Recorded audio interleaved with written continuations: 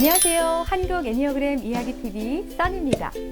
지난 시간에 이어서 기본 유형이 헷갈릴 때 다양하게 변별하는 방법으로 마지막 편입니다. 이번 편에는요, 2번, 6번, 9번의 경우와 2번과 7번, 2번과 8번의 경우입니다. 많은 분들이 가장 헷갈려 하시는 경우 중에 2번과 9번이 있습니다. 특히나 검사 결과 중에 2번과 9번이 동일한 점수가 나오고 두 유형의 특성이 모두 자신을 반영한다고 생각하는 경우는 굉장히 많이 있습니다. 아마 이런 경우에는요, 대부분 여러 상황에서 나보다 타인이 우선시되고 될 수 있는 대로 타인의 입장을 생각하고 배려하면서 늘 자기 주장보다는 양보하는 모습을 보일 때 2번과 9번이 헷갈릴 때입니다.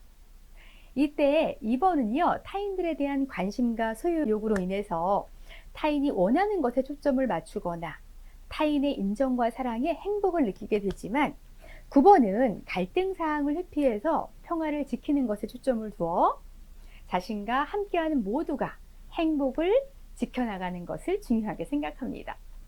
그래서 예를 들면 2번은 타인이 나에게 관심을 주면 너무 행복해요 라고 하지만 9번은 타인이 나에게 개인적인 관심을 주면 주변 상황에 뭔가 갈등을 야기한다거나 또는 뭔가 불안한 상황이 될까봐 굉장히 불편합니다 라고 하는 경우이죠.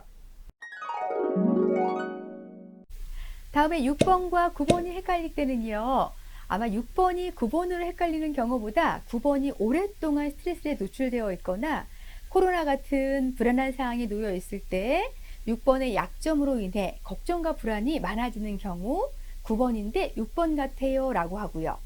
반대로 6번이라면 아마 걱정과 불안의 삶에서 조금 더 인생을 평화롭게 살아가고자 하는 노력이나 내 인생의 태도가 변화된 것에서 비롯될 수 있습니다. 그런 경우에 9번처럼 자신의 삶 속에서 갈등이 싫고 나는 평화롭게 사는 게 중요해 라고 하는 모습을 가지고 있는지, 아니면 6번에서 미래에 대한 불안보다는 안전하게 살아가고 싶어, 그래서 안전하게 평화를 지향해 라고 하는지 더 많이 살펴볼 필요가 있을 것 같습니다.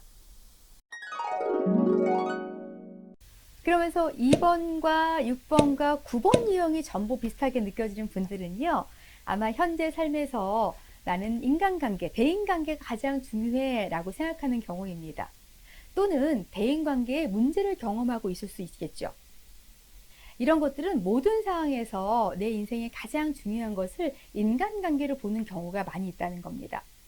이럴 때 2번 유형은요, 주변에서 사랑과 인정이 부족하다고 느낄 때 가장 스트레스를 느끼게 되면서 타인에게 과도하게 집착하게 되는 모습을 보일 수가 있고요.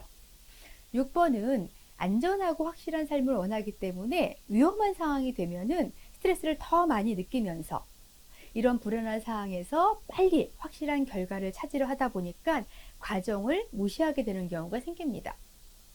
마지막 9번은요, 갈등이 생겼을 때 스트레스가 올라가게 되면서 이 갈등을 회피하고 직면하지 못하면서 더욱 불안을 느끼게 되는 경우입니다.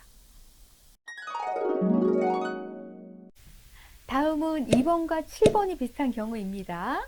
아마 2번과 7번이 헷갈려요 라고 하시는 분들은요, 아마 두 유형 다 타인의 안녕에 관심이 굉장히 많고 타인을 즐겁게 해주고 행복해 해주려고 하는 특성을 가지고 있기 때문입니다.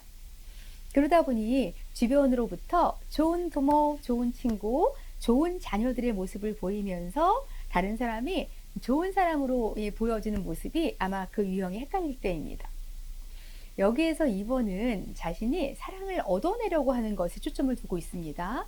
그래서 어떤 경우에는 자신이 원하는 것, 바라는 것, 하고 싶은 것, 이런 것들을 억압하면서 손해를 감수하더라도 타인에게 관심과 배려, 사랑을 베풀게 되지만요. 7번은 타인이 즐겁고 행복해하는 것이 나를 행복하게 한다고 생각하기 때문에 만약에 나의 그런 행동들이 내 행복을 좀 빼앗아가는 것 같아 라고 한다면 멈추게 된다는 거죠. 다시 말해서 7번은 나의 행복을 감수하거나 나의 욕구를 억압하면서까지도 타인에게 관심을 두지는 않습니다. 또한 간혹 가다가 2번이 8번으로 착각하는 경우도 있는데요. 예를 들면 어떤 분이 저한테 그런 말씀을 주셨습니다. 저희 며느리가 저를 8번이라고 해요. 말씀하셨습니다. 그래서 왜 그렇다고 이야기를 들으셨나요? 그랬더니 며느리 왈. 어머님은 주도적으로 결정하시고 추진력도 빠르시고 저희 집에 오셔서 여러 가지를 막 해주러 가시면서 이거 해라 저거 해라 라고 말씀하시는 모습은 8번 유형의 통제라고 하는 특성입니다. 그래서 8번이십니다 라고 말씀을 해주셨다는 거예요.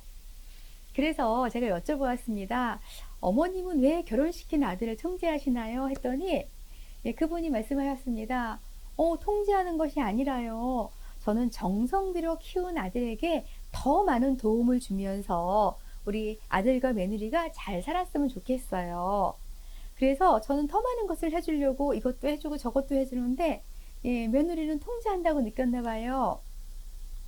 이게 무슨 말이냐 하면 다시 말해서 2번 유형은요. 자신에 대한 헌신을 충분히 보상받거나 사랑을 얻지 못했다고 생각을 하면 더욱더 집착한다거나 더욱더 관심을 보여준다거나 더 상대방을 통제하려는 모습으로 이게 스트레스 상황의 8번 유형의 단점으로 보일 수 있다는 겁니다.